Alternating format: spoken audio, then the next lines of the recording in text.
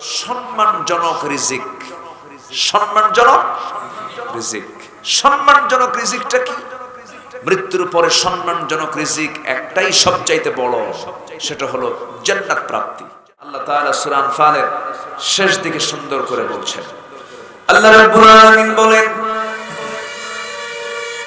ওয়াল্লাযীনা আমানু ওয়া হাজারু ওয়া জাহাদু ফি সাবিলিল্লাহ ওয়াল্লাযীনা আওয়াও ওয়া নাসারু উলাইকা হুমুল মুমিনুনা হাক্কান লাহুম মাগফিরাতুন ওয়া রিজকুন কারীম والذين آمنوا من بعد وهاجروا وجاهدوا معكم فأولئك منكم وأولو الأرحام بعضهم أولى ببعض في كتاب الله إن الله بكل شيء عليم.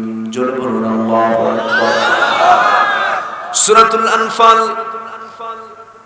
৭৪-৭৫ আল্লাহ তাআলা বলছেন, যদি কোনো বান্দা ৪টি আমল করতে পারে, মূলত ৩টা কাজ যদি কোনো বান্দা করতে পারে, আমি আল্লাহ আমার অফিস থেকে, আমার দফতর থেকে ঘোষণা দিয়ে দিলাম, এরাই হলো প্রকৃত একজন মুমিন। এরাই আমার দফতর থেকে ইমানদারের সার্টিফিকেট পেয়ে যাবে, মুমিনের সার্টিফিকেট পেয়ে যাবে। আর মুমিনদের জন্য এই সার্টিফিকেট যখন আমি আল্লাহ দিয়ে দেব, তার জন্য 2টা পুরস্কার। কাজ হবে 3টা, পুরস্কার কয়টা? 2টা। 3টা কাজ করবে বান্দা, 2টা পুরস্কার পেয়ে যাবে। 1 নম্বর পুরস্কার হলো আল্লাহ তাআলার পক্ষ থেকে ওই বান্দার উপরে সাধারণ ক্ষমা হয়ে যাবে। আমাদের জীবনে গুনাহ আছে না নাই? গুনাহমুক্ত কোনো বান্দা দুনিয়াতে আছে? কিন্তু আল্লাহ তাআলা বলছেন 3টা কাজ করবা, সাধারণ ক্ষমা করে দেব। লাহুম মাগফিরাহ, তার জন্য ক্ষমা হয়ে যাবে, কোনো অবজেকশন থাকবে না। কার দরবারে? আসতে বলবেন না, কার দরবারে? কোনো অবজেকশন থাকবে না। ওয়া রিজকুন কারীম, এবং তার জন্য থাকবে হলো সম্মানজনক রিজিক। সম্মানজনক রিজিক। সম্মানজনক রিজিকটা কি?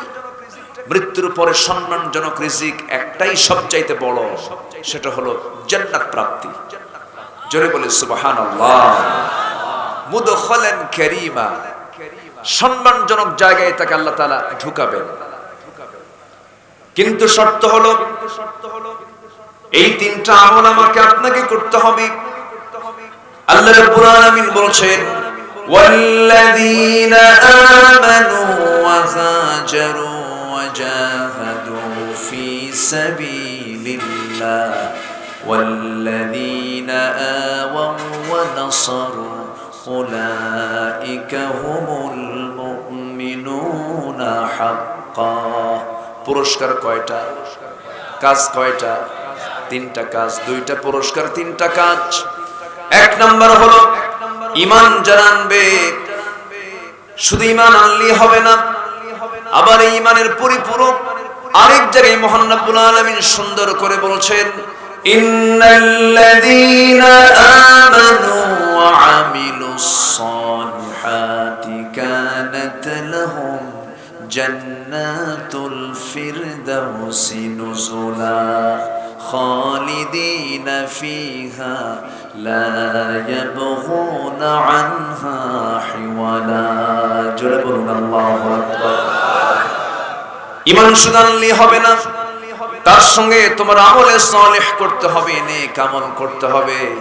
এই 2টা কাজ যদি করতে পারো, আমি আল্লাহ তোমাকে 1 নম্বরে জান্নাত, জান্নাতুল ফিরদাউসের ওয়ারিস বানায়া দেব। জোরে বলি সুবহানাল্লাহ।